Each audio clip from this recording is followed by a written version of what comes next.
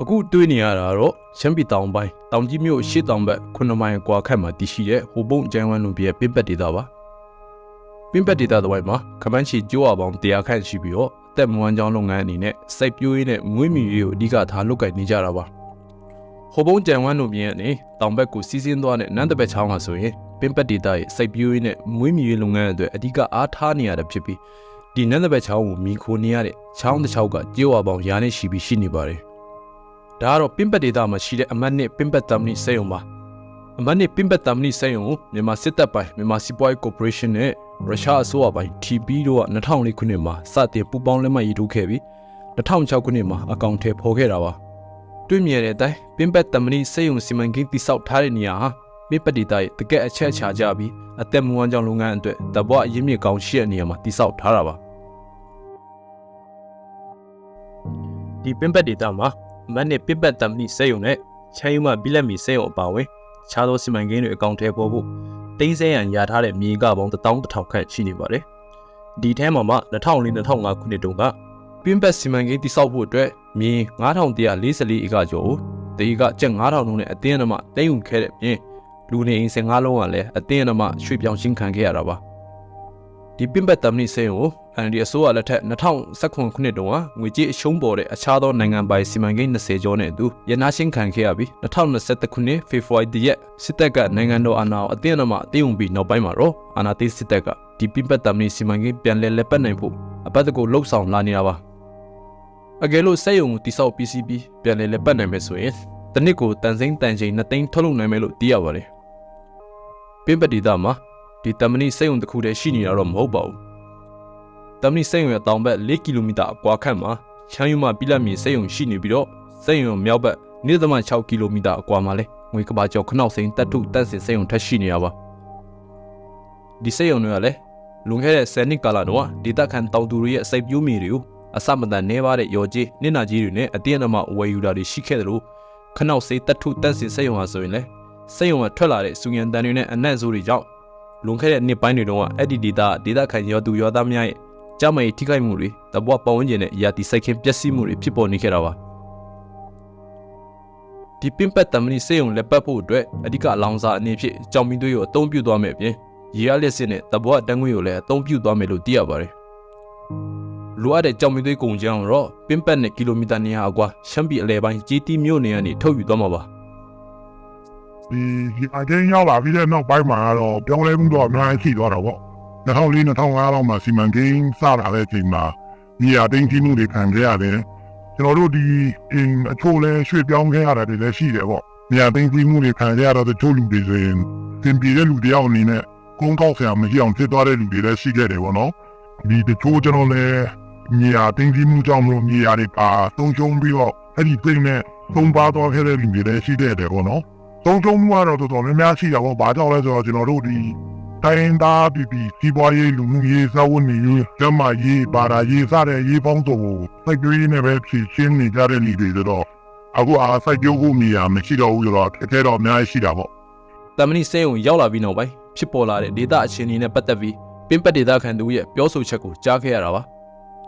နောက်ထပ်ပင်းပက်ဒေသခံသူကလည်းတမ်နီစီမံကိန်းစရောက်လာတဲ့အချိန်တုန်းကသူ့ရဲ့စိုက်ပျိုးမြေတွေတဧကကိုကျပ်9000နဲ့အတင်းအဓမ္မအသိမ်းခံရတဲ့အခြေအနေနဲ့ပတ်သက်ပြီးအခုလိုပဲပြောပြခဲ့ပါတယ်ပြီးတဲ့ရုံကြီးကိုမင်းတို့ယူရင်ယူမယူရင်နောက်ဆိုရင်တပြားမှရတော့မှာမဟုတ်ဘူးလို့ပြောကြတော့ပြီးတဲ့လောက်ပူတာယူလိုက်ရတယ်အဲ့လိုတည်းပဲမြေတွေပါတော့ခဲ့တာဘာလို့လဲဘာမှမပြတ်သက်ဘူးလေ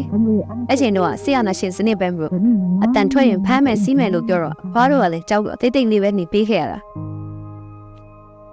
ဒါတော့ပင်းပက်ဒေသရဲ့တောင်ဘက်မိုင်နဲငယ်ကွာဒုတိယရင်းလေးလို့တင်စားခေါ်ခံရတဲ့ပုံရင်းနေတာပါပုံရင်းနေတာဆိုရင်ပင်းပက်တမ်နီစေယုံဘေးကနေစီးဆင်းလာတဲ့နန်းတပက်ချောင်းကိုအမိပြုပြီးရင်းနဲ့စပါစိုက်ပျိုးရင်းနဲ့ငါးဖမ်းလုပ်ငန်းကိုအဓိကထားပြီးလုပ်ကိုင်နေကြတာပါလွန်ခဲ့တဲ့10စုနှစ်တာကာလတုန်းကအမတ်နှစ်တမ်နီစေယုံအပါအဝင်ပင်းပက်ဒေသကစေယုံစီမံကိန်းများရဲ့လုပ်ငန်းတိုးချဲ့လာတဲ့အတွက်ကြောင့်ပုံရင်းဒေသရဲ့ငါးဖမ်းလုပ်ငန်းအပေါ်ထိခိုက်လာတာဒေသရဲ့သုံးစွဲနေတဲ့ချောင်းရည်တွေညှိညမ်းလာတာစတာတွေကြုံတွေ့ခဲ့ရတဲ့ပြင်ရင်းနဲ့စပါစိုက်ပျိုးရေးအထွတ်နှုန်းကလည်းကျဆင်းလာခဲ့တာပါအခုအာနာသိစစ်ကောင်စီပြန်လည်အကောင့်ထဲပေါ်နေတဲ့အမတ်နှစ်ပင်းပက်တမ်နီစေယုံသာပြန်လည်လက်ပတ်ခဲ့မယ်ဆိုရင်နန်းတပည့်ချောင်းအပေါ်အသေးရောက်မှုတွေအများကြီးရှိလာနိုင်တယ်လို့ဒေသခံတွေကပြောပါတယ် ဒါကြောင့်နန္ဒဘက်ချောင်းကိုမိခိုလုတ်ကင်နေရတဲ့ဒေသခံတွေဟာ၎င်းတို့ရဲ့ကျန်းမာရေးနဲ့အသက်မွေးဝမ်းကြောင်းလုပ်ငန်းအပေါ်ချိန်ချောက်လာမဲ့အန်ဒီရဲတွေအတွက်စိုးရိမ်နေကြပါတယ် ဆက်ရုံတွေဆိုတော့ဘယ်လိုပဲဖြစ်ဖြစ်သူကြီးတွေခေါ်ရတဲ့အချိန်မှာဘယ်လိုပြန်ဆွန့်လဲပေါ့နော်သူကတော့တန်းစစ်ဒီမှာဆွန့်တယ်လို့ပြောပြီးနေတကယ်တမ်းကဘယ်လိုမှမဖြစ်နိုင်ဘူးပေါ့သူဆွန့်ထားတဲ့ဟာလည်းအခုဒီနတ်တပတ်ဆောင်မှာပဲပြန်ပြီးသူ့ထက်တာတွေ့ရပါတော့တကယ်တော့ဒီနတ်တပတ်ဆောင်ဆိုတာကတော့ဘုံစီတိုင်းကြားပြီးနေဒီချောင်းကိုဒီကိုနေတဲ့ကြေးရွာတွေအများကြီးဒီချောင်းမှာရှိတဲ့ဒီဟာကနေ့ခါတာကိုဖျက်လို့မရဘူးဆက်ရုံကနေထွက်လာတဲ့ဒီဓာတုမကင်းစင်တဲ့ဒီဆိုရင်ဒီဝင်ချင်းအဖြစ်ဒီချောင်းမှာရှိတဲ့ဒီဟာကနေ့ကိုကြည့်တယ်ဒီချောင်းကိုမြစ်ကိုပြီးတော့တချို့ကဒီကိုပြန်သုံးသွဲတာရှိတယ်ဒါဆိုရင်ဘယ်လိုအဖြစ်တော့ပေါ့ဒီခိုင်းမှာတော့အမှားပဲ ပင်းပက်တမ်နီစီမံကိန်းရောက်လာပြီးနောက်ပိုင်းတိတာမြင်သာတဲ့ထိခိုက်ပျက်စီးမှုတွေအများအပြားရှိနေသလိုလူမတိတူမတိပဲဖြစ်ပွားနေတဲ့အဖြစ်အပျက်တွေလည်းရှိနေပါတယ်တန်ဖိုးထားရတဲ့ရိုးရာအစင်လာတွေပြက်ပြားလာတာရွာသူရွာသားတွေအကြားစိတ်ဝမ်းကွဲပြားလာတာစတာတွေပြင်လူခွင့်ချိုးဖောက်ခံရမှုတွေအကြမ်းဖက်မှုတွေလည်းအများအပြားရှိနေတာပါတိုင်းသားလူမျိုးတွေတန်ဖိုးထားအမိတဟဲပြုတ်ပြီးတော့အတူရှင်သွဲကျင့်သုံးနေတဲ့ရေမြေတော်တောင်တပွားအရင်မြင့်တဲ့ရိုးရာဒလိထုံတန်းစနစ်တွေဟာအာနာရှိသူတွေနဲ့ငွေရှင်ကြေးရှင်တွေရဲ့ဖျက်ဆီးတာခံနေရတယ်လို့တိုင်းသားအရေးမြေယာနဲ့တပွားပတ်ဝန်းကျင်အရေးကိုအထူးပြုလေ့လာနေတဲ့ပိုးပညာရှင်သူကအခုလိုပြောပါတယ်ကျွန်တော်တို့တိုင်းသားတွေမှာကိုယုံကြည်တဲ့ကိုကျင့်သုံးနေတဲ့ကျွန်တော်ရဲ့အစင်လာကျွန်တော်ရဲ့ရိုးရာဒလိကျွန်တော်ဒလိထုံတန်းစနစ်တွေရှိတယ်ဒါတွေကဖြစ်တည်လာခဲ့တာကြာခဲ့ပါပြီဒါတွေကဒီအစိုးရအစစ်စစ်တက်လာတဲ့အခြေအနေမျိုးမှာဒီမပြူတာမခံရဘူးဒါတွေကမျက်ကွယ်ပြုခံရတဲ့အခြေအနေတစ်ခုဖြစ်ခဲ့တယ်ဆိုတော့ကျွန်တော်တို့ရဲ့စနစ်တွေမှာကအဓိကဒီတဘာဝဝင်ခြင်းမြေယာဂေယစနစ်တွေနဲ့ပတ်သက်လျက်ဒါကျွန်တော်တို့ကလူသားတစ်ဖွဲ့ဒါအတူရှင်တွဲနေထိုင်တဲ့အခြေခံစဉ်းစားချက်ကိုသွားတယ်ကျွန်တော်အပြန်လန်အမိသဟဲပြုနေကြတာဖြစ်ပါတယ်ဆိုတော့ကျွန်တော်တို့ရဲ့ဒီလေထုံးတဲ့စနစ်တွေထဲမှာဆိုရင်လူမှုသဟာဇာတာဖြစ်မှုကိုစဉ်းစားရတယ်ညီညွတ်မှုကိုစဉ်းစားရတယ်ပြီးတော့မှချင်းချင်းပြန်လဲဖိမမှုကိုအခြေခံပြီးတော့မှကျွန်တော်တို့စနစ်ကိုပုံဖော်ခဲ့ကြတာဖြစ်ပါတယ်ဆိုတော့လက်ရှိမှာကျွန်တော်ဒီစနစ်တွေကအာဏာရှိတဲ့သူတွေဟုတ်လားငွေရှင်ကြေးရှင်တွေနဲ့ပေါင်းပြီးတော့မှပဲဖြည့်ဆည်းတာခံခဲ့ရတယ်အဲ့တော့ကျွန်တော်တို့မှာဒီစနစ်တွေဒီ delay ဒီယဉ်ကျေးမှုတွေဒီတံပိုးထားတဲ့အရာတွေကဖြည့်ဆည်းခံခဲ့ရတာဖြစ်ပါတယ်ပင်းပက်တမ်နီစီမံကိန်းရောက်လာတဲ့အတွက်ထိခိုက်သွားတဲ့တူတွေတဲမှာဒေသခံမျိုးသမီးတွေဟာအမျိုးသားတွေထက်ထိခိုက်ခံစားရတာပိုများတယ်လို့အမည်မဖော်လို့တဲ့ဒေသအရေးလှုပ်ဆောင်နေသူတွေကဆိုပါတယ်လုံခြုံရေးအရာအမည်လွှဲထားတဲ့ဒေါ်နီနီယာဆိုရင်လွန်ခဲ့သော2003-2004ခုနှစ်တုန်းကသူပိုင်ဆိုင်တဲ့အစိုက်ပျိုးမြေအကုန်နီးပါးခန့်ပင်းပက်တမ်နီစက်ရုံရဲ့အသင်းအမတင်ဆဲသွားတဲ့အထက်ပါသွားခဲ့တဲ့ကျိုးဆက်ကြောင်းအခုအသက်60ကျော်ရောက်နေသည့်တိုင်ရှန်နေစားလိုက်အလုပ်သမားအဖြစ်တနေ့လို့တနေ့စားဘဝနဲ့ဖြတ်တန်းနေရဆဲပဲလို့သူကပြောပါတယ်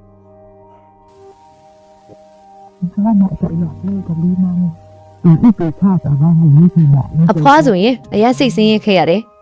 ငယ်ငယ်ကလေးကနေခုအသက်အရွယ်ထိပဲ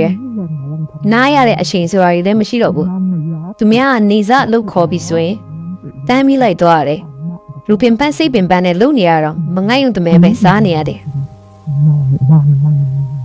2021ခုနှစ်စစ်တပ်အာဏာသိမ်းပြီးတဲ့နောက်ပိုင်းမှာတော့အာဏာသိမ်းစစ်ကောင်စီဟာပင်းပက်တမ်နီစက်ရုံအပြည့်အဝလဲပတ်နိုင်ဖို့အတွက်အင်တိုက်အားတိုက်လှုပ်ဆောင်လာနေတာပါလွန်ခဲ့တဲ့2022ခုနှစ်ဒီဇင်ဘာလတုန်းကလည်းဒေသခံတွေကိုခေါ်ယူပြီးစီမံကိန်းရဲ့ကနဦးပတ်ဝန်းကျင်လေးလာစမ်းစစ်ချက်ချပြပွဲကိုပြုလုပ်ခဲ့ပါတယ်ဒီကိစ္စနဲ့ပတ်သက်ပြီးဒေသခံသူရဲ့ပြောဆိုချက်များအရ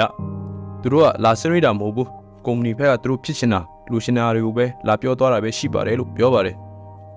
စစ်တပ်အာဏာသိမ်းပြီးနောက်ပိုင်းမှာတော့ဒေသခံရာသူရွာသားတွေဟာစေယုံတွေကြောင့်သူတို့ရဲ့စိုက်ပျိုးမြေယာအသိမ်းခံခဲ့ရတာတွေထိခိုက်ခံစားရတာတွေနဲ့ပတ်သက်ပြီးပြောဆိုတာဆွေးနွေးတာကန့်ကွက်တာတွေမလုပ်ရဲကြတော့ဘူးလို့ပင်းပက်အရေးလှုပ်ဆောင်နေသူတွေကဆိုပါတယ်ဒါတော့အမတ်နဲ့ပင်းပက်တမ်နီစီမံကိန်းတွေပင်းပက်နောင်ကရထားလမ်းအစ်စ်ဖောက်လို့ဖို့ဖျက်ဆီးခံနေရတဲ့ဒေသခံတောင်သူတွေရဲ့ပြောင်းခင်းတွေပါမြေရထားလမ်းတစ်ဖောက်လို့ဖို့အတွက်မြေကနေရာကျော်ရထားလမ်းတိဆောက်တဲ့အထက်ပါသွားခဲ့ပြီးတော့မြေပိုင်ရှင်တောင်သူတွေကို၎င်းတို့အဆုံးရှုံးသွားတဲ့မြေတွေအတွက်ကာလပေါက်စီးအတိုင်းရော်ကျင်းငွေတွေပြန်ပေးခဲ့တယ်လို့သိရပါတယ်ဒီရော်ကျင်းငွေကိစ္စနဲ့ပတ်သက်ပြီးဒေသခံသူရဲ့ပြောပြချက်များအရတချို့တောင်သူတွေကမြေအနေငယ်သာဆုံးရှုံးသွားပေမဲ့ရော်ကြီးအများကြီးရသွားတယ်ရှိတယ်လို့အချို့တောင်သူတွေကမြေတွေအများကြီးဆုံးရှုံးသွားသည့်တိုင် ရုပ်ချင်းငွေအနှဲငယ်သာရရှိနေတာတွေရှိပါတယ်လို့ပြောပါတယ်ကုမ္ပဏီတွေစက်ရုံစီမံကိန်းတွေကတောင်သူတွေရဲ့စိုက်ပျိုးမြေတွေကိုအတင်းအဓမ္မသိမ်းယူပြီးတော့မှရုပ်ချင်းနေတာကြီးပြန်ပေးတာတွေကိုမလိုချင်ဘူးလောက်ကင်စားတော့လို့ရတဲ့ကိုမြေပဲကိုပြန်လို့ရှင်တာလို့ဒေတာခန်သူကအခုလိုပဲပြောပြခဲ့ပါတယ်ကျမသဘောနဲ့ကျမဆိုရင်နော်သူတို့ပေးတဲ့ရုပ်ချင်းငွေတွေကိုမလို့ရှင်ပါဘူးဒီမြေတွေကကျမအစိုက်ဖို့ယူဖို့လိုပဲလေဒါနဲ့ပဲကျမလုတ်ကန်စားတော့နေရတာနေကောင်းကောင်းမဟုတ်ကောင်းဒါကျမရဲ့မြေပဲဒီမြေတွေကိုပဲကျမနေခိုနေရတာအခုကျသူတို့ယူသွားပြီဆိုတော့ဘာမှလုပ်လို့မရတော့ဘူးပေါ့ တမ်မဏိဟာမြန်မာစစ်တပ်ရဲ့လက်နက်ထုတ်လုပ်ရေးအတွက်အဓိကအသုံးပြုနေရတဲ့ဖြစ်တဲ့အတွက်ကြောင့်စစ်ကောင်စီဟာတမ်မဏိလိုအပ်ချက်ကိုဖြည့်တင်းနိုင်ဖို့အတွက်ဒီအမတ်နဲ့ပင်ပတ်တမ်မဏိစက်ရုံကိုမြန်မြန်ဆန်ဆန်နဲ့ပြန်လည်လက်ပတ်နိုင်ဖို့အင်တိုက်အားတိုက်လှုပ်ဆောင်လာနေတာဖြစ်ပါတယ်တကယ်တော့အမတ်နဲ့ပင်ပတ်တမ်မဏိစီမံကိန်းဟာစစ်ကောင်စီရဲ့အပေါင်းအပါနဲ့ပတ်သက်ဆက်နွယ်သူတွေအတွက်ပဲအကျိုးစီးပွားဖြစ်ထွန်းစေတာဖြစ်ပြီးပင်ပတ်ဒေတာခံပီတူလူထုတွေကိုအကျိုးပြုစေတာတခုမှမရှိပါဘူးဆိုတာကိုမြဝတင်တင်တွေးမြင်နေရတာဖြစ်ပါတယ်1990နောက်ပိုင်းခုနှစ်တွေကစပြီးချမ်းပြည်နယ်နေရာအများအပြားမှာမြန်မာစစ်တပ်နဲ့ကုမ္ပဏီစီမံကိန်းတွေရောက်လာပြီးဒေသခံတိုင်းသားတွေပိုင်ဆိုင်တဲ့မြေယာတဘွားအရင်းမြစ်တွေကိုအတ္တမနီးနဲ့နီးအမျိုးမျိုးသုံးပြီးဖိနှိပ်ချင်းချောက်သိမ်းယူလာနေတာယနေ့ထိတိုင်ပါဒီမှာမဲစရာမေးခွန်းရှိတာ